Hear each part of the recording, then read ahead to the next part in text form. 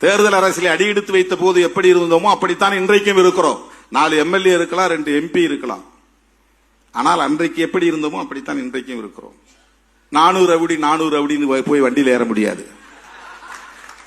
நானும் முதல்வர் என்று போய் நான் வண்டியில் ஏற முடியாது. அப்படி தம்பட்டம் அடிக்கிற சராசரி ஆள் அல்ல நான். எதற்கு நான் சொல்லுகிறேன் என்று சொன்னால், நாம் நம்முடைய கருத்தியலில், நம்முடைய கோட்பாட்டில், நம்முடைய கொள்கையில் உறுதியாக இருந்து தொடர்ந்து இணைந்து பயணிக்க வேண்டும். ஒருத்தர் சொன்னா உடனே நாம அதே வார்த்தையால திட்டணும் அப்படிங்கிறது ரொம்ப அண்டர் லெவல்.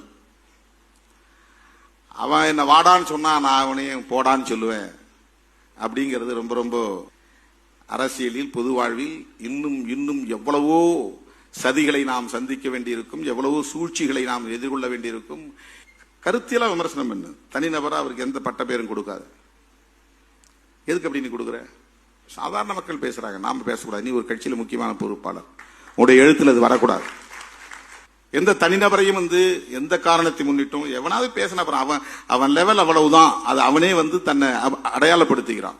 என்னை பத்தி ஒருத்தன் தர குறைவா பேசுறான்னா அது என்ன அவன் தர குறைத்து மதிப்பிடுவதில்லை. அவன் எந்த லெவல்ல இருக்கிறாங்கிறத அவன் எக்ஸ்போஸ் பண்ணிக்கிறான்.